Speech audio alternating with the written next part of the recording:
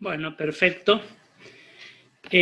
Bueno, hay varios pedidos acá en el chat sobre el tema de los micrófonos abiertos. Controlen nomás que no estén abiertos para que no hayan interferencias, digamos. Vamos a comenzar nuestra clase de hoy viendo un poco de tomografía axial computada, de tórax, como ustedes están viendo acá en esta imagen que abre nuestra clase de hoy. Recuerden, nosotros habíamos ya hecho todo un paseo por todas las patologías más relevantes a nivel del tórax, por supuesto, desde lo imagenológico, y fundamentalmente vimos radiología y algunas imágenes de tomografía. Vamos a ir haciendo un repaso de lo que ya vimos hoy, pero desde la ventana de la tomografía computada. Fíjense que nosotros acá con esta imagen nos hace un poco la comparación entre el alcance que tiene la radiología convencional simple y la tomografía computada. Fíjense, nosotros podemos obtener, de hecho las hemos visto, excelentes imágenes radiográficas, pero siempre, como nos dice acá, va a ser una imagen bidimensional, es decir, en una dimensión en alto y otra en ancho, con una complicación, digamos, si se quiere. Por la misma forma de producción de la imagen, vamos a tener superposición de elementos anatómicos. Nosotros en un mismo plano vamos a tener superpuesto todo el contenido y el continente a nivel del tórax, desde lo más anterior, a nivel de la pared torácica anterior, hasta lo más posterior, la pared posterior, en un solo plano. Es decir, tenemos superposición de imágenes. Eso nos va a complicar un tanto lo que es el estudio imagenológico detallado del mediastino, que va a ser nuestro tema de la clase próxima del lunes próximo. Esta sería una radiografía de tórax y esta sería una tomografía, mejor dicho, un corte tomográfico. Recuerden que el estudio tomográfico es un estudio seriado porque se hace una serie de cortes, de tomas de imágenes, porque cada corte nos muestra, eso ya lo repetimos varias veces, cada corte nos muestra lo que anatómicamente hay a ese nivel de profundidad. Si yo quiero lo que hay, si yo quiero ver lo que hay un poquito más arriba o un poquito más abajo, lógicamente tendré que hacer cortes hacia arriba o cortes hacia abajo. Fíjense, para ir metiéndonos en la imagen, este es un corte tomográfico de tórax, donde en primer lugar vamos a decir que en cuanto a la técnica, nos estamos manejando con una ventana pulmonar. ¿Se acuerdan que ayer hablábamos de esto cuando veíamos la parte de nódulos o cavidades, algo por el estilo? Yo sé que es una ventana pulmonar porque lo que estoy viendo detalladamente, adecuadamente en esta imagen, son los pulmones. Fíjense, la estructura pulmonar de ambos lados. Si yo tuviera la otra ventana, que es la mediastinal o ventana para partes blandas, los pulmones no los voy a ver.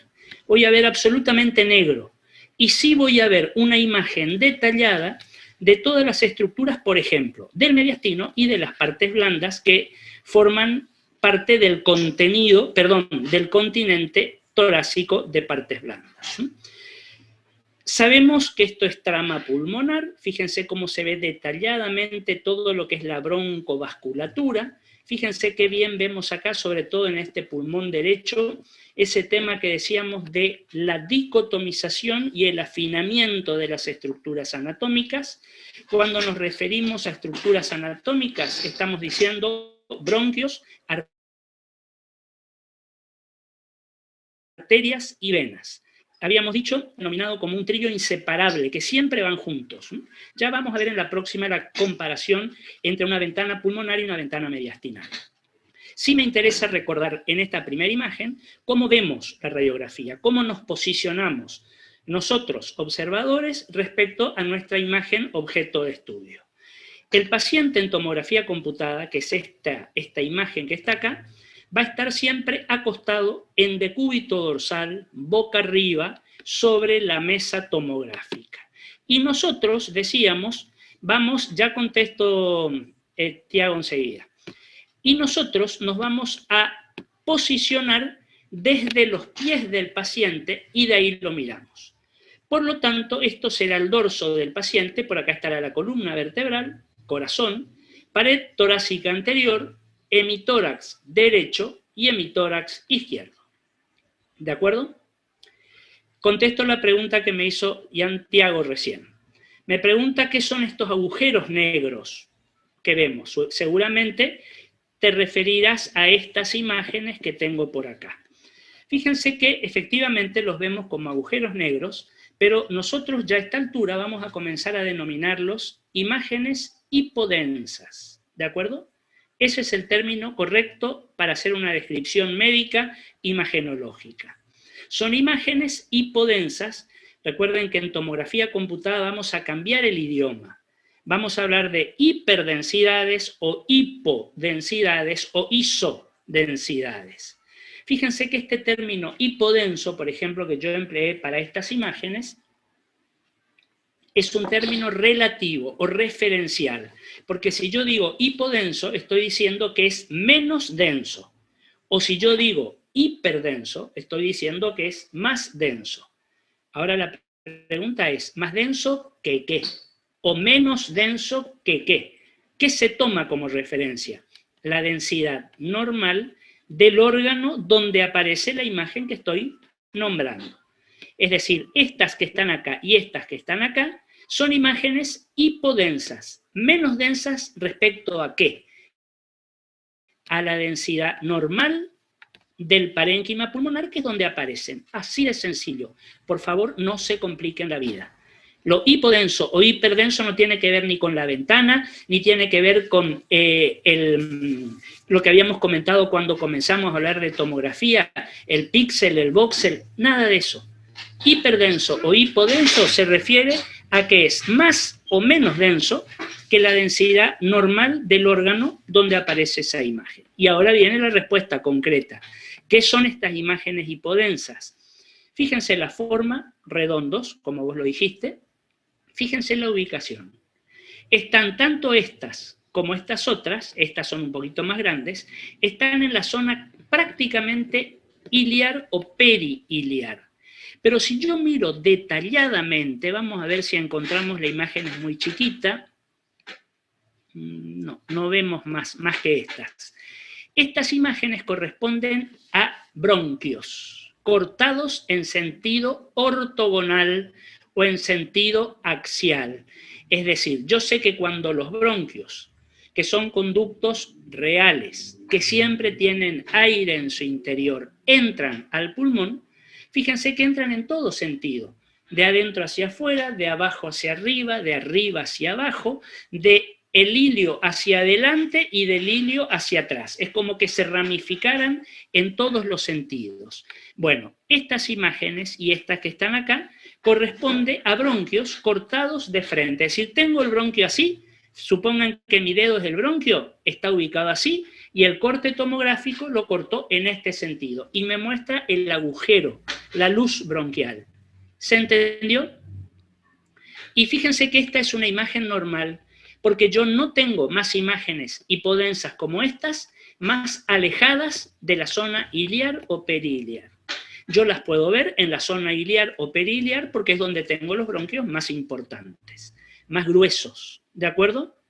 En la medida que nos vamos alejando del ilio y nos vamos acercando a la periferia en todo sentido, los bronquios se van dicotomizando, es decir, dividiendo en dos y se van afinando y los voy perdiendo de vista. Si yo veo un bronquio de este calibre en la periferia, eso vamos a tomarlo, ya vamos a ver después, como si fueran bronquiectasias. ¿Qué son las bronquiectasias? Dilataciones irreversibles de los bronquios finos que las podemos observar dentro de la tomografía computada. En radiología convencional yo les diría que es prácticamente imposible observar bronquiectasias. Recuerden que para la mayoría de los autores las bronquiectasias pertenecen al grupo EPOC, a las enfermedades pulmonares obstructivas crónicas. Habíamos dicho enfisema pulmonar, asma bronquial, bronquitis crónica, bronquiectasias. Muy bien. Fíjense ahora, si hay alguna pregunta, por favor me la van diciendo, me la ponen en el chat o me hablen en el micrófono, no hay duda, no hay problema. Fíjense esta otra imagen. Y esto les explica gráficamente, visualmente, la diferencia entre la ventana pulmonar y la ventana mediastinal. Fíjense, esto que está acá, que es lo mismo que esto que está acá, ustedes van a identificar fácilmente una radiografía de tórax de frente. Pero fíjense que tiene una barra negra a una altura determinada. Esto es un selector de cortes. Me está indicando que a ese nivel se hizo el corte de tomografía computada que estamos viendo. ¿De acuerdo? Si yo corto a este nivel a este paciente y miro ese tórax con una ventana pulmonar o alveolar o parenquimatosa o respiratoria, todos sinónimos, me encuentro con esto que está acá. Fíjense, veo el pulmón, los pulmones mejor dicho, veo la trama. Esto que aparece acá, esta pequeña línea hiperdensa, es el repliegue anterior de la pleura. Viene, sale y continúa para cada pulmón, para cada hemitórax. Recuerden que la pleura es el conjunto de dos hojas pleurales, dos repliegues pleurales. La pleura visceral en contacto íntimo con el pulmón e inmediatamente pegadita la pleura parietal que va a estar en contacto con la pared torácica, o también llamadas pleura interna y pleura externa, como ustedes quieran. Fíjense que las imágenes del mediastino o de las partes blandas no las veo tan detalladas. Fíjense este otro corte, esta otra imagen, a la misma altura, fíjense si prestan atención al selector, los dos cortes a la misma altura, pero en este caso trabajamos con una ventana mediastinal o de partes blandas. ¿Cómo sé yo que es una ventana mediastinal? Fíjense, ambas áreas pulmonares. No veo nada. Es como que fuera vacío, como que estuviera vacío. Pero sin embargo, observo estructuras con densidad de partes blandas que van a ubicarse en el mediastino, va a ser nuestro tema de la clase del lunes. ¿A qué pertenecen todas estas imágenes que están en la región mediastinal? Fíjense que siempre que podamos, tomemos un parámetro anatómico para más o menos tener una idea a qué altura estamos cortando. En este caso, en las dos imágenes, ya voy al chat, un parámetro que puedo tomar es este que está acá, que se repite en la otra, acá, no tan visible. ¿A qué corresponden estos dos, entre comillas, agujeros negros? Imágenes hipodensas. ¿Cómo? Los bronquios. No escucho. ¿A qué contenido hay para ver lo negro? Carina. Exacto. Acá yo no veo tráquea. No estoy viendo el conducto traqueal como veíamos ayer. Acá estoy cortando por debajo de la carina traqueal o por debajo de la bifurcación, donde esa tráquea que era única se abre en dos. Entonces estoy cortando acá, más o menos, como les estoy mostrando con mis manos. Entonces estoy viendo el bronquio fuente del pulmón derecho y el bronquio fuente del pulmón izquierdo. Fíjense que ese podría ser un parámetro anatómico para más o menos ubicarnos dónde estamos cortando. Fíjense que es un corte medio o medio alto inclusive, acá lo tienen, porque, por ejemplo, no veo corazón. No tengo nada de corazón. Fíjense, vamos al selector, el corazón me queda más abajo, no lo veo. Yo estoy cortando a este nivel y estoy cortando estructuras que tienen que ver con el pedículo vascular, con los grandes vasos. Tema de nuestra clase próxima y de la que sigue, mediastino y cardiovascular. Para no quedarnos con la duda, vena cava superior, aorta ascendente, aorta descendente. Arteria pulmonar del lado izquierdo y la arteria pulmonar del lado derecho, que no la vemos porque pasa un poco escondida, por así decir, por detrás del bronquio, o por arriba del bronquio, mejor dicho. Voy a las preguntas. A ver, Alberto, ¿en un mismo estudio tomográfico podemos tener ambas imágenes o se realizan dos? No, no, no. En el mismo estudio, en la misma tomografía, cuando ustedes piden, van a tener una serie de cortes con ventana mediastinal y una serie de cortes los mismos con ventana pulmonar. Eso es lo que habitualmente, protocolarmente se hace. Salvo que ustedes específicamente pidan todos los cortes o toda la tomografía con ventana una o la otra. Pero si no, el licenciado en imágenes, el productor de las bioimágenes, el técnico en tomografía, ya tiene un protocolo de estudios, donde seguramente, si por ahí ustedes tienen a su alcance alguna tomografía, fíjense, de tórax, nosotros esto lo vamos a ir viendo, van a tener dos series de imágenes que son los mismos cortes, pero presten atención, diferentes ventanas. Una serie de cortes con ventana pulmonar, otra serie de cortes con ventana mediastinal. ¿Se entendió? Ya te contesto, Leticia, un segundito. Fíjense que esto que está acá, dijimos, es una ventana pulmonar. Veo pulmón. Tomografía axial computada con ventana pulmonar. Tomografía axial computada con ventana mediastinal. No veo el pulmón. Y antes de avanzar, quiero contestar la pregunta que tenía de Leticia. ¿Por qué no veo el esófago a ese nivel? ¿Por qué no ven el esófago? Fíjense que al esófago pueden verlo o no. Acá no se ve. ¿Está el esófago? Sí, por supuesto. El esófago es un órgano que está bien atrás. Fíjense que el esófago pasa pegadito al cuerpo vertebral, acá, en este espacio entre la vértebra y casi rozando la aorta descendente, pero hay una cuestión que creo que ya la mencionamos. El esófago es un conducto que tiene una cavidad virtual en condiciones habituales. Vemos la tráquea, vemos los bronquios porque son conductos siempre abiertos, con una cavidad real, porque nosotros necesitamos que nuestras vías aéreas estén siempre abiertas, sean siempre reales, para que el aire pueda entrar y salir, que es lo que hacemos continuamente mientras estemos vivos. El esófago es un órgano, también un conducto, que si bien está en tórax, pertenece al aparato digestivo, al tubo digestivo, pero tiene una cavidad virtual. Es como que está siempre con sus paredes colapsadas, cerrado. Cuando el esófago deja de tener una cavidad virtual y se convierte en una cavidad real, cuando nosotros tragamos algo, ya sea líquido, sólido, el bolo alimenticio, lo que fuera. En ese momento, el esófago tiene una serie de ondas contráctiles que vamos a llamar peristaltismo, que ya vamos a ver después. Entonces ahí se abre, deja pasar el contenido y después se cierra. Ese peristaltismo es la manera en que nuestro tubo digestivo va empujando el contenido.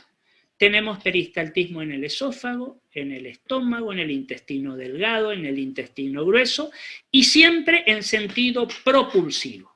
¿Qué quiere decir propulsivo? Siempre hacia adelante, es decir, desde la boca hacia el recto. Ese es el peristaltismo normal. Cuando esto se invierte, ya vamos a hablar de movimientos retropropulsivos, el vómito, por ejemplo, el reflujo.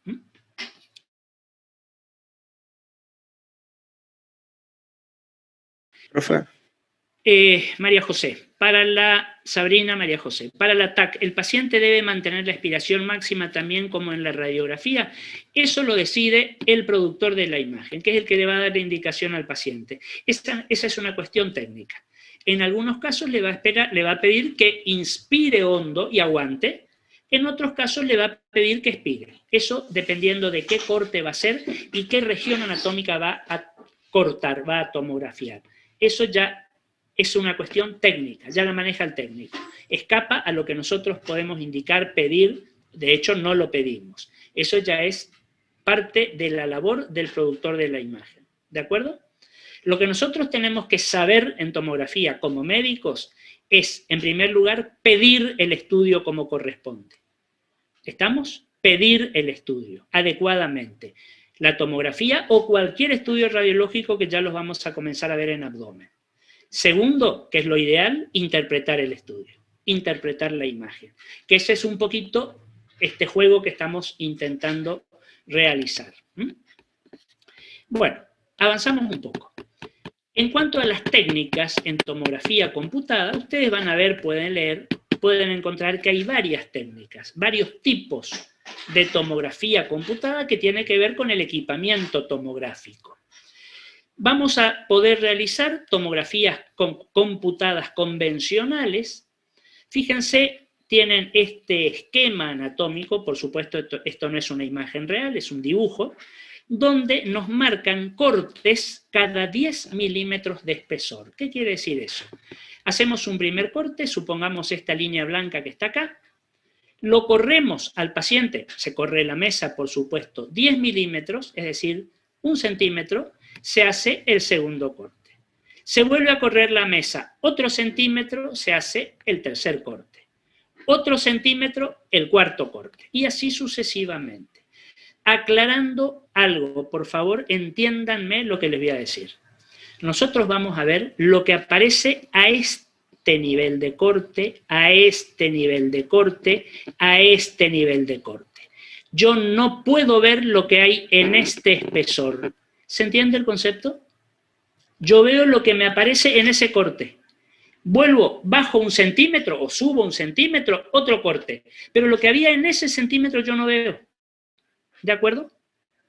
Esa es la ventaja de esta otra que les presento ahora. La tomografía helicoidal o multicorte o de corte fino. ¿Qué variable tiene esta? Técnica, una serie de variables. No va en el caso porque, como les digo, es responsabilidad del técnico. Yo para esta les dije, hacemos un corte, se corre el paciente 1 centímetro, otro corte, se corre el paciente 1 centímetro, otro corte. Esta, que se llama helicoidal, ¿de qué palabra viene este calificativo de helicoidal? ¿De una? Helicoidal. ¿De una? Hélice. Hélice, correcto. ¿Qué pasa cuando una hélice funciona? La hélice de un ventilador, la hélice de un motor, de un lavarropas, de lo que fuera. Yo conecto ese motor, esa hélice, y comienza a girar. ¿Cuándo para esa hélice? Cuando yo desconecto el artefacto o apago el artefacto. La TC helicoidal, el tubo y los detectores giran sin parar alrededor del paciente y el paciente con la mesa se va deslizando muy lentamente. Cada vuelta completa del tubo con los detectores es un corte. Otra vuelta, otro corte. Otra vuelta, otro corte. Pero fíjense, acá variamos la altura del corte. Acá estamos cortando a 2 milímetros o menos. Habitualmente lo hacemos o se hace entre 1 y 2 milímetros. Es decir, cada milímetro yo tengo un corte, o 2 milímetros si ustedes quieren. Otro corte, otro corte, otro corte. Yo les pregunto, si corto cada 1 o cada 2 milímetros, fíjense que el espesor que me queda a oscuras es mínimo. Estoy hablando de 1 milímetro de espesor, o en el peor de los casos, de 2 milímetros de espesor. ¿A qué voy? A que con esta sistemática no me queda nada sin poder ser observado. Todo el esquema anatómico lo puedo ver. ¿Se entendió este concepto? Fíjense, yo le suelo, cuando solíamos dar este tema, yo siempre le hago un ejemplo. Estoy viendo acá, tengo en el chat de Lucas, son cortes continuos, exactamente, no para el equipo. El tomógrafo gira, gira, gira y el paciente va corriendo y no para. Van largando todos los cortes. Después, por supuesto, la computadora los integra, los produce. Yo les hacía una comparación, les digo recién, entre lo que sería una convencional y una helicoidal. Piensen en lo siguiente. Pensemos en una mortadela, en una pieza de mortadela. Yo voy a la fiambrería y quiero comprar mortadela. Y le puedo pedir al fiambrero que me dé tajadas de mortadela de 1 centímetro de espesor. Porque quiero tajadas gruesas. Quiero hacer una picada, lo que fuera. De 1 centímetro de espesor. Yo les pregunto, ¿qué hay en una mortadela? ¿Qué tenemos en una mortadela? Cuando nosotros miramos adentro, ¿qué hay? ¿Hay carne? ¿Hay pedacitos de grasa? ¿Hay granos de pimienta? ¿De acuerdo? Fíjense que yo voy a ver los granos de pimienta cuando el fiambrero me corta cada centímetro, si donde puso el cuchillo cortó un grano de pimienta. Pero si en ese espesor de 1 centímetro entre un corte y el otro hay granos de pimienta adentro, yo no las veo. ¿Nos ubicamos? Y ahora yo les digo, voy a la fiambrería, pido mortadela, pero le digo, quiero que me fetee, haga fetas de 1 milímetro, finitas, quiero hacerme un buen sándwich, de 1 milímetro. Si a mí el fiambrero me hace cortes cada milímetro y me entrega todos los cortes de mortadela, a mí no me va a quedar ni un solo granito de pimienta sin ser visto. ¿Vale la comparación? Todos los granos de pimienta los voy a ver, porque los granos de pimienta tienen un diámetro mayor de 1 milímetro. Entonces los voy a ver en todos los cortes. Hagamos ahora la comparación con el paciente. El pulmón del paciente es la mortadela. Los granitos de pimienta de la mortadela supongan que sea algún nodulillo pulmonar, que bien puede con el tiempo convertirse en un cáncer de pulmón. Porque todo cáncer de pulmón, aunque llegue a un gran tamaño, comenzó siendo un pequeño nodulillo. Si yo a ese paciente que tiene un nodulillo, que tiene, pongámosle, 5, 6 milímetros de diámetro, es chiquito, pero ojo, no tan chico, ¿eh? Porque si fuera uno de células pequeñas, ya está con un tamaño bastante importante. Si yo a ese paciente le hago una convencional, me puedo comer el nódulo, porque no lo veo, porque me queda entre corte y corte, porque entre corte y corte voy a tener 1 centímetro y el nodulillo tiene 6 centímetros. ¿Se entiende? Pero si yo a ese paciente le hago una helicoidal y el nodulillo tiene 6 milímetros, pero yo estoy cortando cada 1 o 2 milímetros, si fuera cada 2 milímetros, por lo menos en 3 cortes lo voy a ver, porque tiene 6. ¿Se entiende esta cuestión? ¿Por qué es mucho más diagnóstica, más útil y más determinante la helicoidal o la de multicorte o la de corte fino? Eso es lo que pretendemos. ¿Alguna pregunta o puedo avanzar? ¿El equipo para realizar ambas es diferente o es en sí la misma máquina? No, son distintos equipamientos. Obviamente la convencional es más antigua y continuamente se va perfeccionando el equipamiento. La helicoidal es más actualizada. En este momento se tiende a que todo sea helicoidal, pero hay lugares que conservan su tomógrafo de cuando comenzaron. En este momento, montar un tomógrafo es muy caro. En un momento de crisis ni hablar. Entonces, lo ideal es esta, por supuesto. Pero son distintos equipamientos, distintas generaciones de tomógrafo. Porque por ahí van a escuchar de primera generación, de segunda, de tercera, etc. Eso habla de la antigüedad del equipo. Muy bien. Fíjense, presentamos esta imagen, sin título. Sacamos el título. Una tomografía computada de tórax. Yo les pregunto, ¿qué ventana estamos trabajando acá? ¿Qué ventana estamos viendo? ¿Pulmonar o mediastinal? La pulmonar. Pulmonar. Pulmonar, perfecto. No veo el mediastino, no veo las partes blancas, veo los pulmones. Fíjense, así a simple vista, acuérdense nuestros pasos. Observación, comparación, discriminación. Primer paso, observamos. Segundo paso, por favor, comparemos. ¿Qué vamos a comparar? El pulmón derecho con el pulmón izquierdo. Discriminación. ¿Cuál es normal y cuál es patológico? Escucho comentarios. ¿Este cuál es? El derecho. Ese es ¿Qué normal. pulmón es este? Es el pulmón izquierdo. Izquierdo. ¿Cuál es el normal? ¿El izquierdo o el derecho? El izquierdo. El izquierdo. Izquierdo normal. El izquierdo es normal, porque tengo la densidad aire, que también se da en tomografía. Fíjense en base a las pequeñitas imágenes hipodensas que hoy hablábamos, acá las tienen también. Acá también. Acá, fíjense, hay una chiquita y acá hay otra chiquitita. Los bronquios cortados en sentido axial que yo les dije. Acá tienen otra más chiquita. Acá tienen otra chiquitita.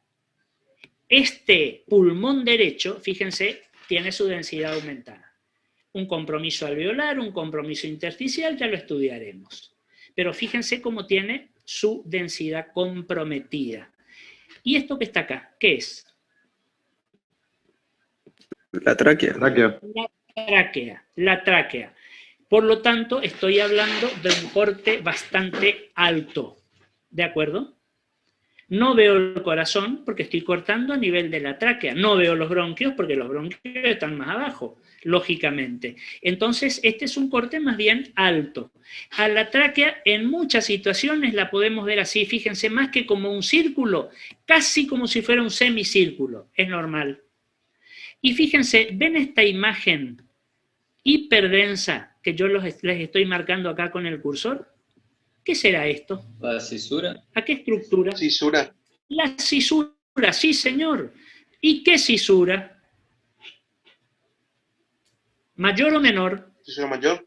La mayor. Mayor. Lóbulo superior y acá atrás tengo el segmento superior del lóbulo inferior del lado derecho.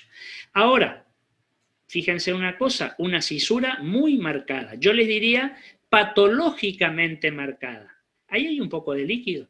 Ahí hay un poquito de exudado inflamatorio que seguramente tiene que ver con todo este proceso de infiltración o de opacificación de este pulmón. Porque miren el otro pulmón, el izquierdo. ¿Qué es esto que está acá? Esta línea hiperdensa, finita. Cisura mayor. La cisura del pulmón izquierdo, la única. ¿Qué lóbulo es este? Superior. Superior. Y este es el lóbulo inferior. Fíjense, tenemos los mismos elementos anatómicos que vemos en una radiografía. Nos tenemos que posicionar frente a la imagen con otra actitud. ¿De acuerdo? La anatomía es la misma. Acá no hay cosas nuevas ni cosas que desaparecen. Anatómicas me refiero. Lo que yo tengo que ubicarme y modificar es mi manera de observar según el estudio. ¿De acuerdo? Esta es una cisura normal. Fíjense que la vemos como una línea finita. Acuérdense que decíamos que la pleura puede tener entre 1 o 2 milímetros de grosor, no más. Bueno, este pulmón está normal, este pulmón no está normal. En muchos cortes tomográficos, inclusive por ahí si el observador se pierde un poco, nos suelen identificar el lado.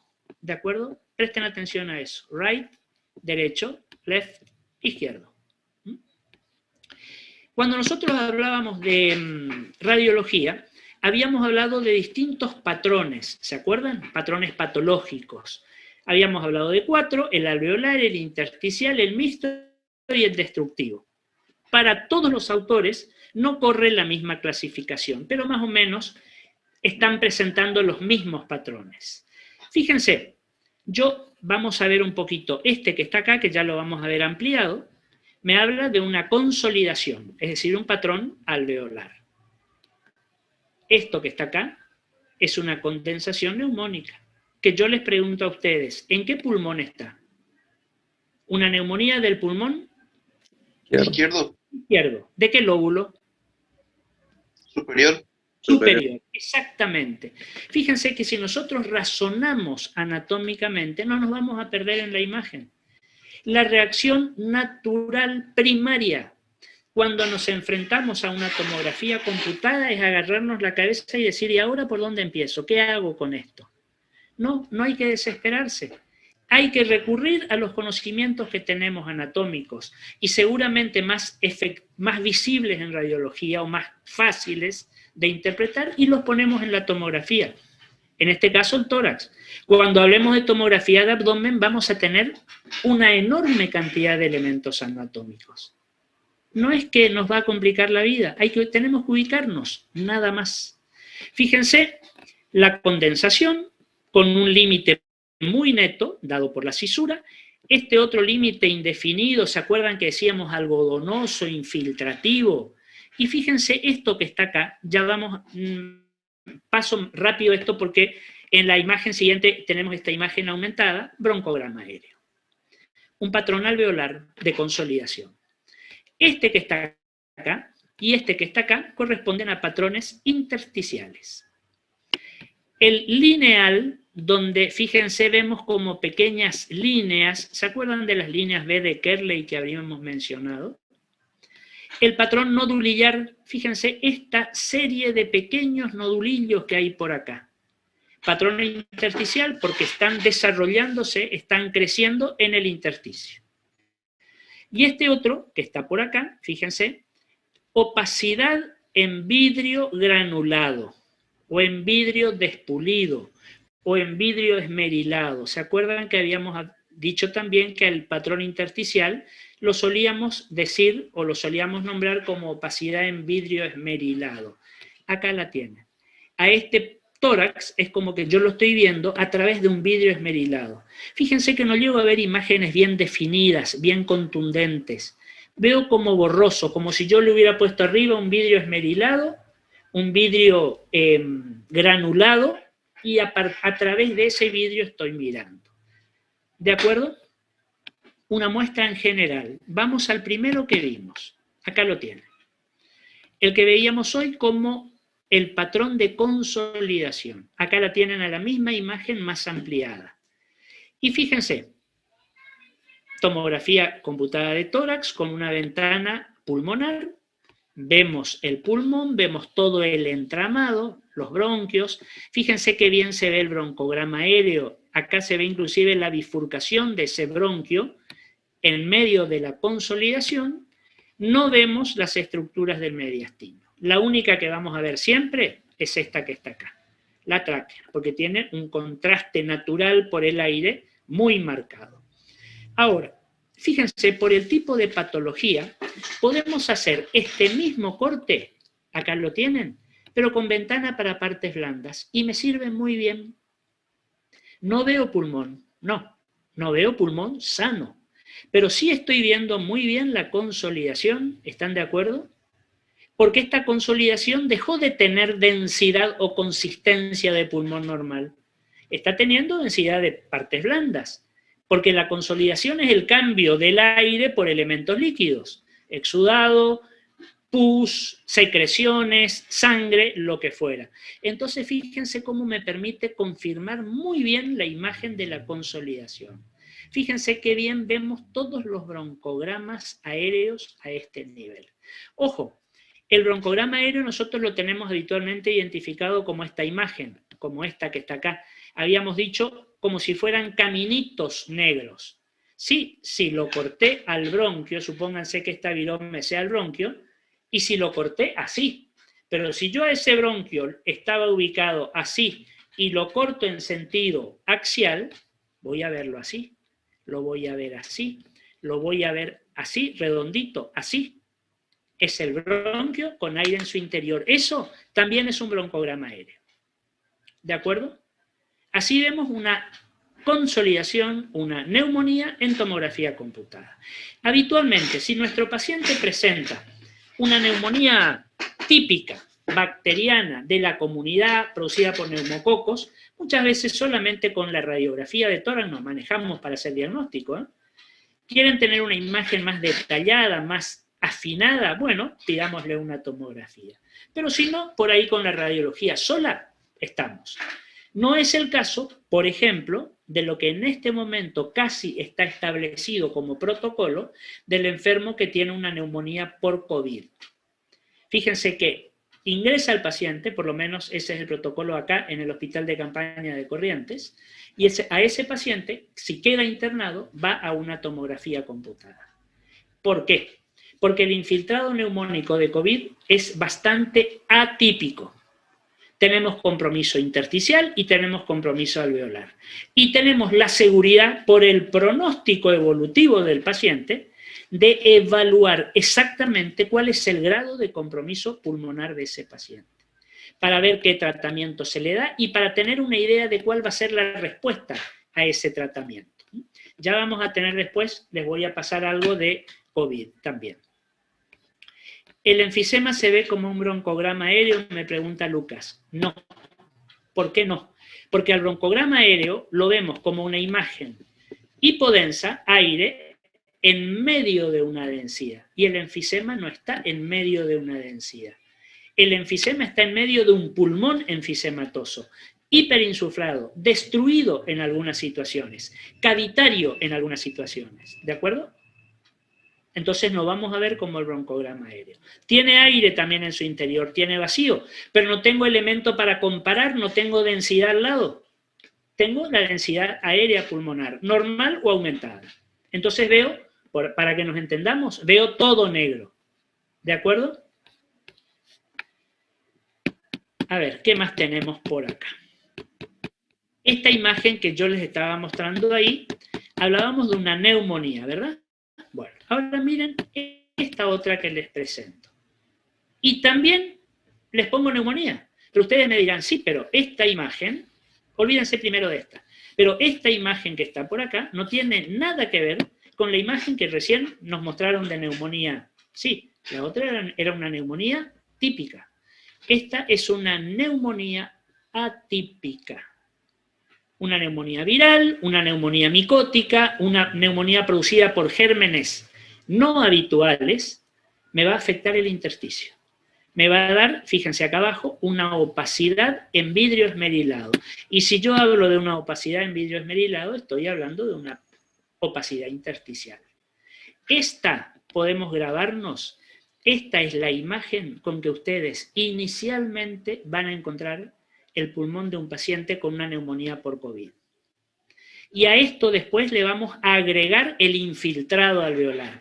Y la pucha, ahí se complica el proceso. Ese es el punto de gravedad en el paciente que tiene una neumonía por COVID. ¿De acuerdo? No respeta nada. Afecta al intersticio, afecta a los alvéolos, afecta a los septos. Entonces, de ahí esa recuperación del paciente post-COVID, que cuando lo supera el trance,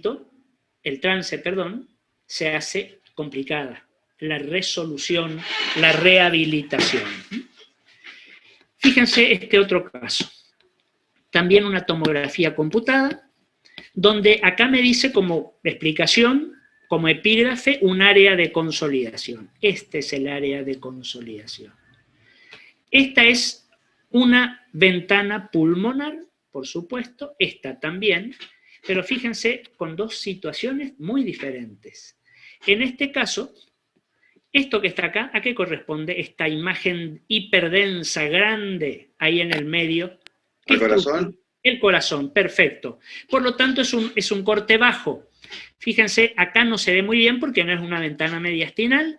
Tenemos la aorta torácica descendente, que está pasando por atrás del corazón, métanse anatómicamente, por favor, que está pegadita a la columna, pero a la izquierda, normalmente.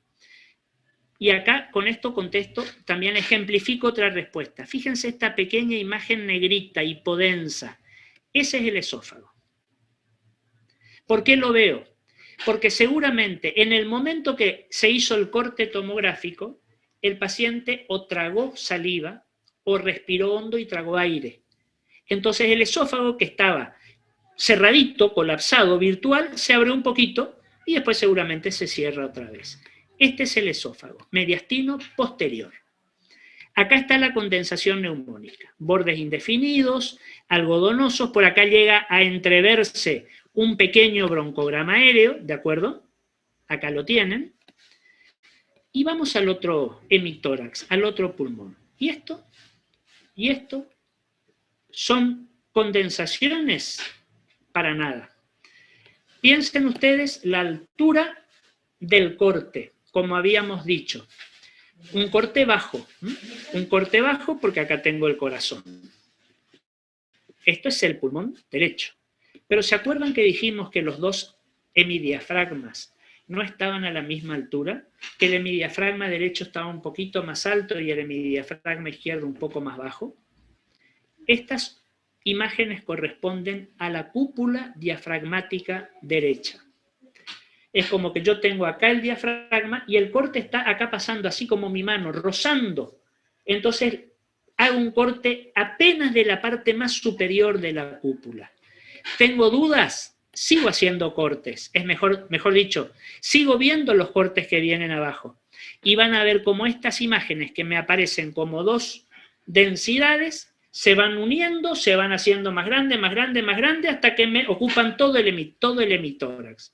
Porque ya voy a cortar totalmente sobre el diafragma o sobre el hígado, que está inmediatamente por debajo. Ya lo vamos a ver en abdomen. Pero el hígado es un órgano muy denso, muy vascularizado, muy parenquimatoso.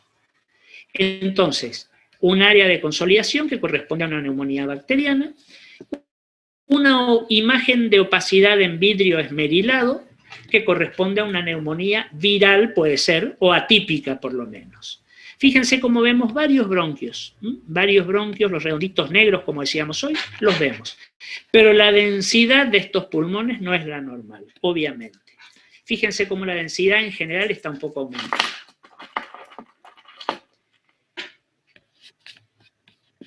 Fíjense ahora esta imagen que les muestro. ¿Hay alguna pregunta o no? Si hay alguna pregunta, por favor, la hacemos o la subimos al... A ver, parece que hay algo en el chat, ya lo veo. Ahí el corazón no está aumentado de tamaño, no te puedo contestar, Tiago. Para ello vamos a tener que emplear lo que vamos a llamar índice cardiotorácico, que lo vamos a ver en radiología. O sea, acá no te puedo decir si está agrandado o no. Fíjense esta otra imagen, un edema agudo de pulmón. ¿Se acuerdan que en radiología habíamos visto la imagen del edema agudo de pulmón? No sé si fue ayer, la clase de ayer o la anterior. ¿Se acuerdan la imagen de la mariposa? De las alas de mariposa.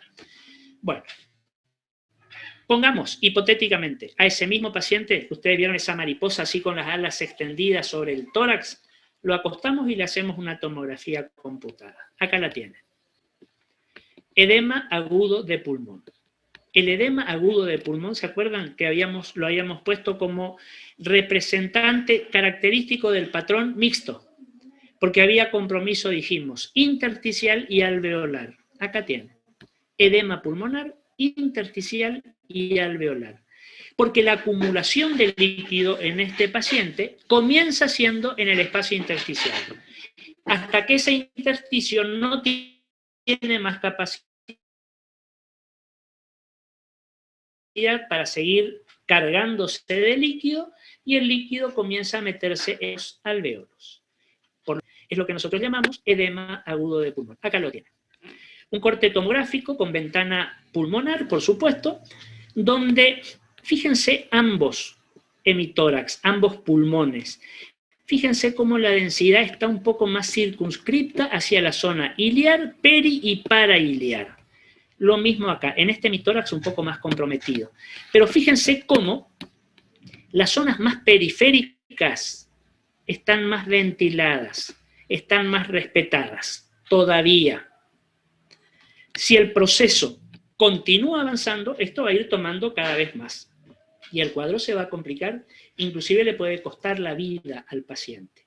¿Cómo se edematiza un paciente que hace un edema agudo de pulmón? Lo hace en sentido, ya te contesto Alberto también, lo hace en sentido centrífugo. ¿Qué quiere decir? El edema comienza desde los ilios, desde las zonas iliares, y se van expandiendo hacia la periferia. Eso es sentido centrífugo. Se fuga del centro, eso es centrífugo. Ahora, si a este paciente lo tomo a tiempo, le hago el tratamiento adecuado, estoy sobre el paciente, se va a solucionar. ¿Y cómo se va a desedematizar? En sentido centrípeto. Va a comenzar a, entre comillas, limpiarse desde afuera hacia la zona central o hacia la zona iliar. ¿De acuerdo? Esta es la imagen típica del edema agudo de pulmón.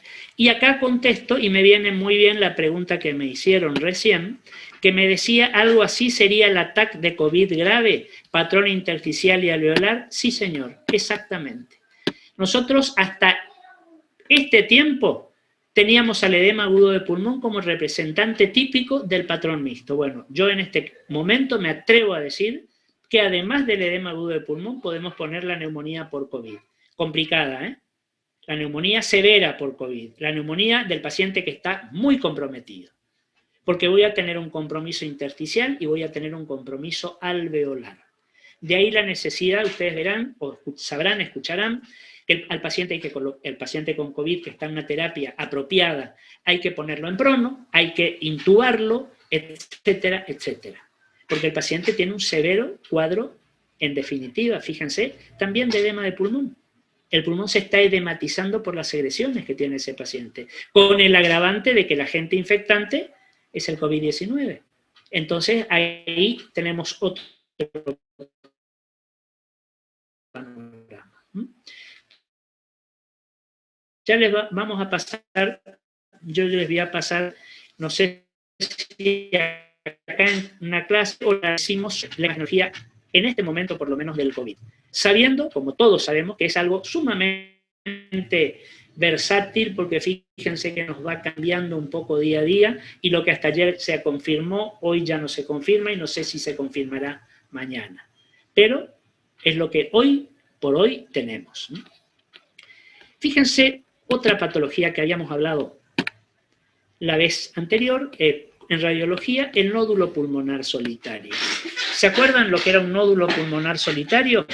Una formación radiodensa o radioopaca, de aspecto o de forma más o menos redondeada, que tiene hasta aproximadamente 3 centímetros de diámetro, solo en los dos pulmones. Nódulo pulmonar solitario.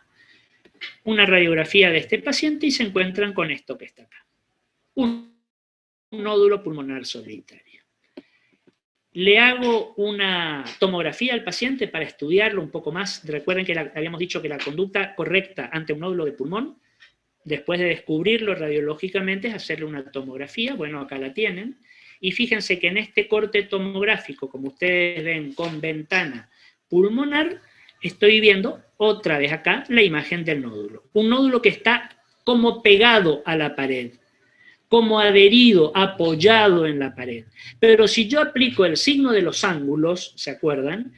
Fíjense que este nódulo, y lo veo mejor en la TAC, este nódulo con la pared, tanto acá como acá, me hace un ángulo más agudo. Si los ángulos son agudos, o casi agudos, como en este caso, esto es pulmonar y está apoyándose contra la pared. Recuerden que si fuera pleural, estos ángulos son abiertos, son ángulos obtusos. Eso me está diciendo que esa patología o esa estructura se está desarrollando, está creciendo en el espacio pleural y me está despegando las dos hojas pleurales. Un nódulo pulmonar solitario desde la radiología, desde la tomografía computada. Cuando hablábamos de nódulo solitario de pulmón, inmediatamente, recuerden, habíamos hablado de nódulos múltiples. Acá los tienen. Les pongo la imagen.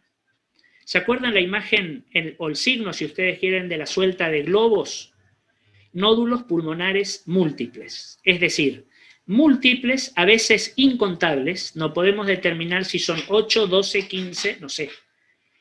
Imágenes radiodensas, más o menos redondeadas, más o menos todas del mismo tamaño, un poquito más grandes, un poquito más chicas, pero que no superan los 3 centímetros para hacer nódulos.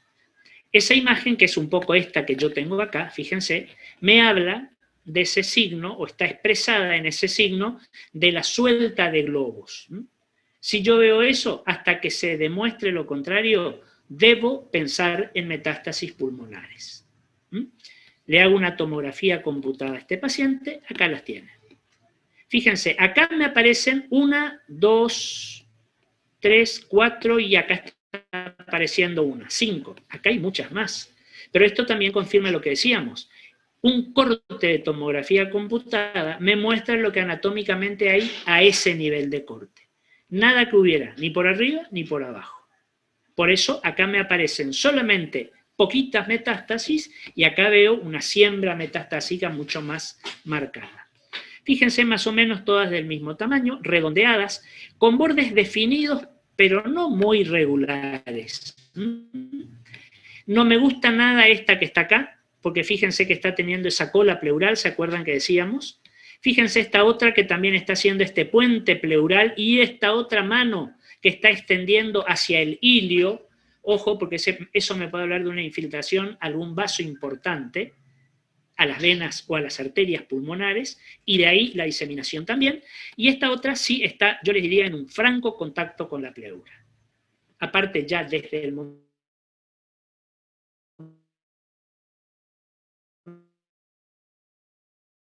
momento en que tenemos múltiples imágenes nodulares ya hasta de paciente, por supuesto no será el mejor. Así vamos a ver entonces, desde la tomografía, la imagen en suelta de globos. ¿Alguna pregunta hasta acá? A ver, voy al chat, si hay algo. No, no hay ninguna pregunta. Otro punto. ¿Cómo vemos una imagen de densidad metálica en tomografía? Acá la tiene. Vamos a la otra, al otro corte. Acá lo tiene. Fíjense.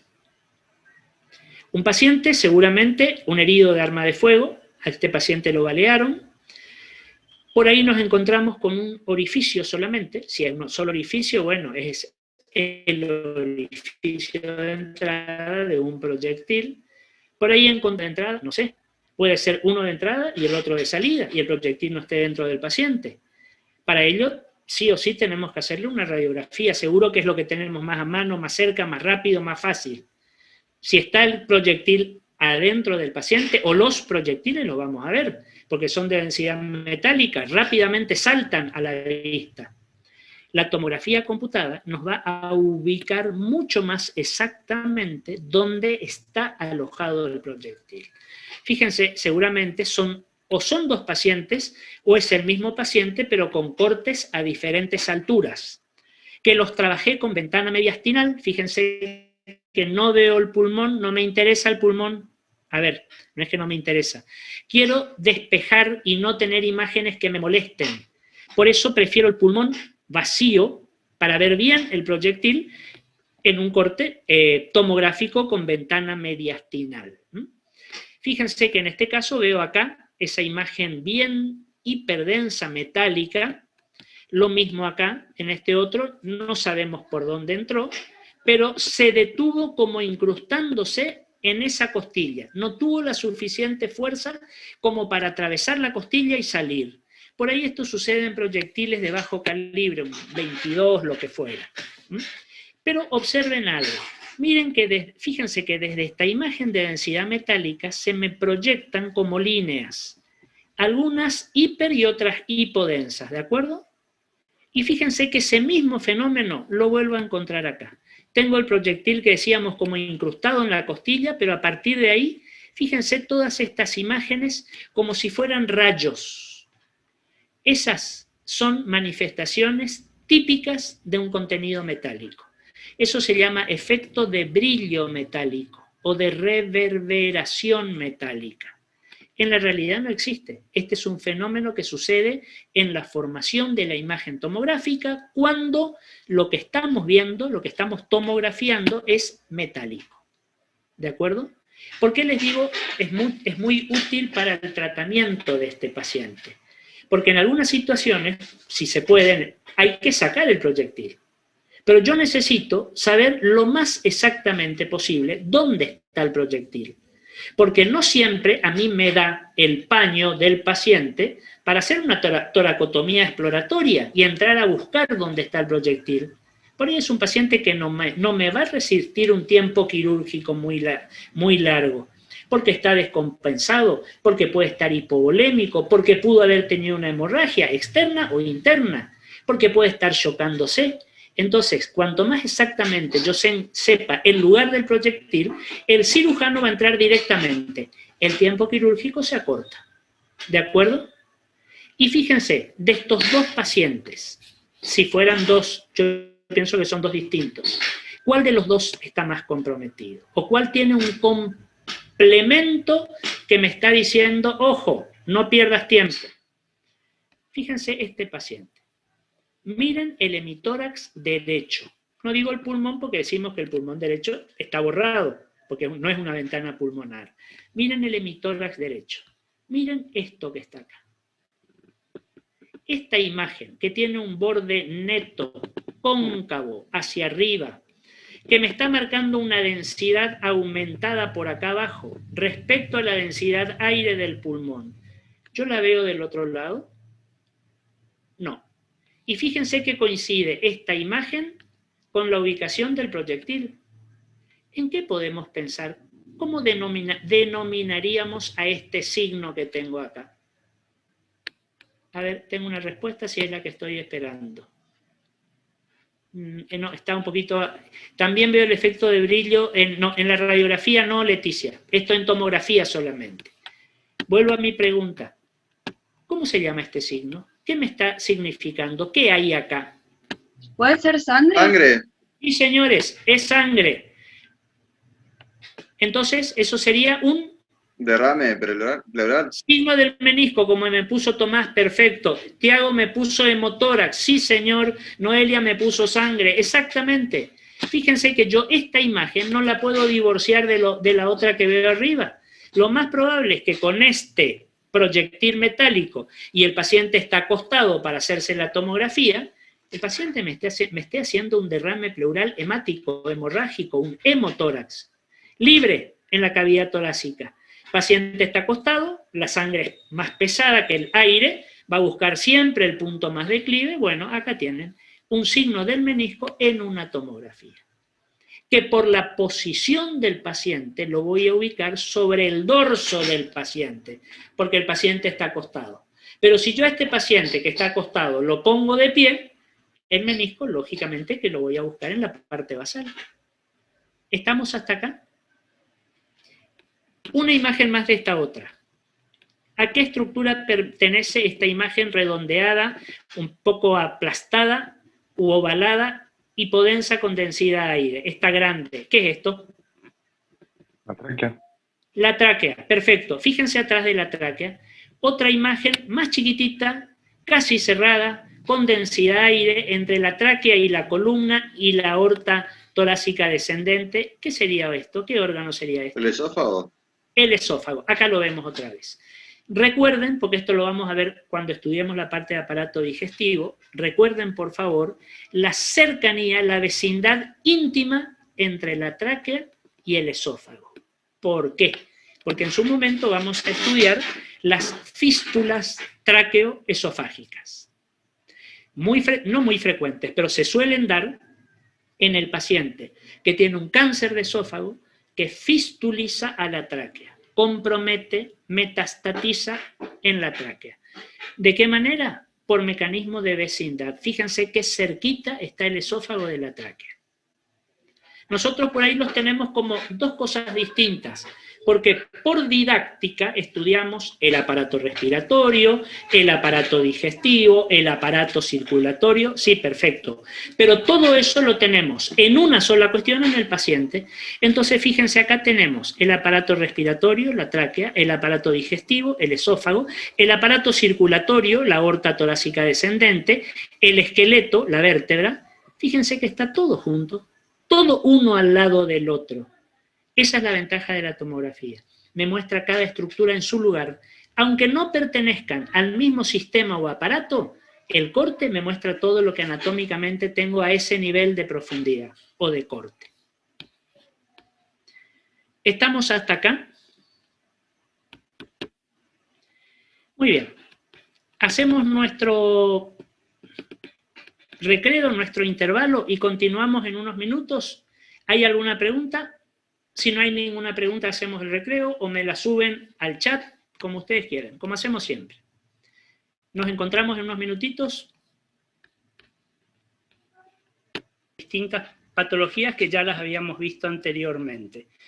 Miremos ahora, tenemos dos imágenes. A la izquierda, una radiografía simple de tórax en proyección de frente. Y a la derecha, una tomografía computada, como ustedes están viendo ahí, de tórax con ventana pulmonar. El título nos está dando la pauta de cuál es la patología. Ustedes esta imagen ya la vimos. Un neumotórax, es decir, un hemitórax, en este caso el izquierdo, hiperlúcido o hipertransparente o más negro, como ustedes quieran, con dos cuestiones fundamentales que tenemos que ver. Ausencia de trama broncovascular, es decir, ausencia de pulmón, y acá, sobre la región iliar, una densidad de bordes bastante definidos, bastante homogénea, que era lo que habíamos llamado el signo del muñón. ¿Se acuerdan? Es decir, el pulmón que se está colapsando a raíz del desbalance brusco de fuerzas de gravedad o de presiones producidas por este neumotórax, por este espacio pleural que se llenó de aire. Lo miramos al paciente, ojo, puede ser este u otro, no importa. Miramos el paciente con un neumotórax desde la tomografía computada, acá lo tienen. Fíjense qué esclarecedor es este estudio en el caso del paciente con neumotórax. Sobre todo en el caso de un paciente con un neumotórax moderado, leve, esos que no terminan de hacerse del todo evidentes. Bueno, miren lo que sucede acá. Obviamente este paciente tiene un neumotórax izquierdo, está afectando este hemitórax izquierdo, donde nosotros vemos una imagen densa, pulmonar, con un borde, fíjense, bien definido, muy bien delimitado, y por fuera de esta densidad, todo esto que tenemos acá, absolutamente negro, o hipodenso, si ustedes quieren, mejor, donde no hay pulmón, pero tendríamos que ver pulmón si hubiera, porque esta es una ventana pulmonar. Esto es un neumotórax, acá. Y ustedes pueden comprobar perfectamente ese signo que dijimos, ausencia de trama pulmonar. Ausencia de trama broncovascular porque no hay pulmón. El pulmón está acá, se está colapsando acá. Poco aireado, por supuesto, porque este pulmón no tiene la fuerza para poder inspirar y expirar adecuadamente. Comparemos, por favor, la diferencia de este hemitórax que presenta un neumotórax de este otro que está indemne, digamos. Ahora, yo les pregunto algo. Si nosotros miramos esta imagen tomográfica, encontramos algo que a mí me pueda decir lo siguiente. Esta tomografía se hizo cuando este pulmón se estaba colapsando y se estaba formando el muñón, o esta tomografía se hizo cuando este pulmón ya se está reexpandiendo de vuelta, es decir, ya está en tratamiento como para reexpandir ese muñón. ¿Qué les parece? ¿Hay algo que me pueda orientar? Cuando está en tratamiento para reexpandirse, profesor. ¿Por qué? En el borde de la costilla hay un pequeño orificio. Muy comúnmente se utiliza para sacar la presión de aire que evita que el pulmón se reexpanda solo. O sea, esto es No me sé la razón. un drenaje. Un tubo de drenaje. Si alguna vez vieron un paciente internado en terapia intensiva o cuidados intermedios, en fin, como se decida, van a ver el paciente que está en su cama y que desde el costado del hemitórax, donde tiene el neumotórax, sale un tubo que está muy bien sujeto, con telas adhesivas, etcétera, para que no salga, para que el paciente por ahí en sus movimientos no se lo saque. Tiene un tubo de drenaje. El tubo de drenaje lo que hace es volver a expandir otra vez ese pulmón. ¿Sí? ¿También tiene algo que ver la forma del pulmón, de cómo se encuentra ahora, digamos? ¿Esto? Claro, exactamente. ¿La forma? No, la forma puede, digamos, colapsarse o expandirse de la misma manera. Yo les diría acá lo que me está dando la seguridad de que esto ya está en vías de resolución es este pequeño agujerito, llamémosle, que no es un agujerito, sino es el tubo de drenaje que lo estoy viendo cortado en sentido axial.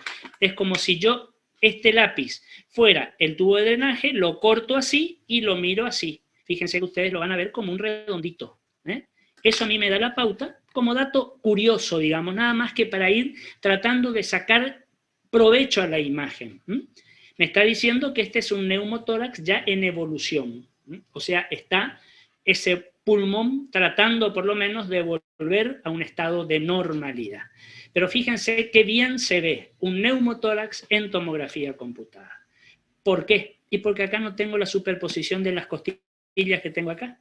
Las costillas las voy a tener acá, acá, acá, acá, como esos pedacitos de costilla que teníamos. Pero no se me están superponiendo a la imagen, no se me están entrecruzando como sucede en la radiografía. ¿De acuerdo? ¿Alguna pregunta hasta acá?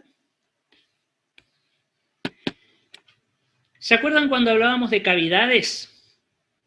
Que hablábamos, creo que ayer, de cavidades, y hablábamos de la cavidad tuberculosa, o caverna tuberculosa, que la veíamos más o menos como en esta imagen radiográfica. No es la misma que habíamos visto ayer, pero es muy parecida. Muy bien, le hacemos una tomografía a este paciente. Acá encuentra. Acá aparece esta cavidad, que acá no la vemos tan marcada. Fíjense cómo me puede cambiar, no digo la magnitud real de la patología, pero la apreciación subjetiva que nosotros hacemos de la patología, fíjense cómo puede ser variable según el método imagenológico que empleemos. Fíjense qué bien se ve acá esta caverna. Un espacio vacío, yo les dije. Adentro, ¿qué hay? Nada. El pulmón se destruyó. Tengo bordes, como yo veo acá, con paredes más o menos importantes. No es la pared gruesa del tumor cavitado. ¿Se acuerdan del signo del peñón que hablábamos? No, no es esa pared gruesa. Tampoco es esa pared súper finita de la bulla. No, es una pared, digamos, intermedia. Una caverna tuberculosa. Acá tenemos la tráquea. También nos da un poco la pauta a la altura que estamos cortando. Nuevamente el repliegue pleural anterior, esto lo vamos a ver en, la semana que viene en mediastino, acá lo tienen. Los grandes vasos, no pensemos en ver mucho detalle del mediastino, porque no es un corte, no es una tomografía con ventana mediastinal, sino con ventana pulmonar. Fíjense que sí vemos detalladamente el parénquima pulmonar, el entramado pulmonar. ¿Alguna pregunta hasta acá? Y ahora, bueno, continuando, cerrando un poco el tema de las imágenes cavitarias, pero con densidad mixta. Fíjense, una cavidad, pero que tiene contenido adentro. Puede ser un neumatocele, puede ser un absceso parcialmente drenado, entonces me queda contenido líquido hiperdenso, muy denso, pero como fue parcialmente drenado, me queda un nivel hidroaéreo, aire por arriba. Ojo, también podría ser la imagen de un quiste hidatídico parcialmente evacuado. Vemos el nivel hidroaéreo, que es esto que yo les marco acá con el cursor. Nivel hidroaéreo es esa línea recta, horizontal, bien definida, que a mí me separa el líquido por abajo del aire por arriba. Lo veo así porque este paciente está acostado boca arriba, por supuesto. Un corte bastante bajo, porque yo esto que tengo acá es el corazón. Acá tenemos la aorta torácica descendente, pulmón, pero esta gran cavidad en ese lugar, o ese absceso parcialmente drenado, o ese quiste hidatídico parcialmente evacuado. Solamente con la imagen no puedo decirlo. Necesito la clínica del paciente, necesito los antecedentes, necesito qué interrogatorio le hice al paciente, etcétera, etcétera. Pero la imagen de un nivel hidroaéreo o una cavidad con un nivel hidroaéreo, acá la tiene. Muy bien detectable en tomografía computada. Y para terminar, les quiero mostrar esta imagen, que en realidad son 4 imágenes en una. ¿Qué es esto? Porque yo les digo, esto también es tomografía computada. Y ustedes me van a decir, pero tomografía axial computada, estos cortes no son axiales. Yo acá no tengo una imagen de corte axial, horizontal, transversal y la miro, no. Yo acá es como que estuviera, díganme si no, parado frente al paciente y lo estoy viendo. Estas 4 imágenes corresponden a reconstrucciones tomográficas. ¿Cómo las van a encontrar? Y las van a ver. Reconstrucciones, 3 de ellas, perdón, sí dije bien, 3 de ellas en 3D y 1 de ellas en 2D. ¿Qué quiere decir cuando hablamos de una reconstrucción en 2D, que no se hace mucho, o una reconstrucción en 3D, que sí la hacemos mucho? Primero, si yo hablo de reconstrucción, estoy diciendo, estoy volviendo a construir. Eso es una reconstrucción, ¿de acuerdo? ¿A partir de qué? De una tomografía axial computada. De todos los cortes de una tomografía axial computada. Yo, cuando hago una tomografía de un paciente, de alguno de estos, por ejemplo, una tomografía de tórax, yo tengo una serie de cortes que vendrían a ser, valga la comparación para entendernos, como las piezas de un rompecabezas. Fíjense que cuando yo tengo un rompecabezas, un puzzle, y separo todas las piezas, yo no destruí la imagen. Yo la deconstruí. ¿Qué quiere decir deconstruí? La desarmé para que nos entendamos. Pero si después yo, todas esas piecitas del rompecabezas, tenga 10 partes, 100 piezas o 2000 piezas, yo me guío por una matriz de reconstrucción, por el dibujo, por la imagen, lo vuelvo a armar o no. Lo que estoy haciendo es una reconstrucción de la imagen. Lo mismo hacemos acá. Con los cortes tomográficos deconstruimos la región anatómica, no la destruimos, la deconstruimos, la desarmamos. ¿Cómo? En cortes. Y después voy a reconstruir esos cortes, por supuesto. Esta es labor del tomógrafo, de la computadora. Es una reconstrucción tomográfica a partir de una tomografía en 2D o en 3D. ¿Qué quiere decir la D? Dimensiones. Fíjense que esto que yo tengo acá es una reconstrucción tomográfica en 2D. Estoy reconstruyendo la imagen del tórax anatómico de mi paciente teniendo en cuenta una dimensión, 2 dimensiones, una que es el largo y otra que es el ancho. Pero me sigue apareciendo como una imagen plana. Me sigue dando la sensación planimétrica. Con un agregado. Yo en este método de reconstrucción puedo hacer sustracciones con la computadora. ¿Qué es una sustracción? Restar. Si yo sustraigo, hago una sustracción, estoy sacando, estoy restando. Miremos esta imagen. Fíjense que estamos reconstruyendo la parte cardiovascular, la parte vascular, sobre todo, fíjense en ambos pulmones, cómo vemos todo el entramado vascular. Ahora yo les pregunto, ¿y las costillas? ¿Dónde están? Si este es un paciente real, esto no es un dibujo, esto es la reconstrucción de un paciente real. ¿Y el esternón? ¿Dónde está? ¿Qué pasó? El corazón, toda la imagen integral del corazón. Apliqué un programa que es la sustracción. Saco todo aquello que me molesta, que me entorpece, que se me superpone. Y fíjense estos otros 3 cortes. Vamos primero por estos 2, que están en blanco y negro. Son reconstrucciones tomográficas en 3D. ¿Por qué?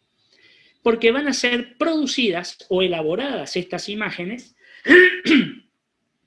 con 3 dimensiones visuales. El alto, como ya habíamos dicho, el ancho, lo mismo acá, el alto, el ancho, pero fíjense otra cuestión. ¿No les da a ustedes una sensación de profundidad estas imágenes? Una sensación volumétrica de saber un poco lo que está por delante y lo que está por detrás. Lo que está más por delante y lo que está un poco más por detrás.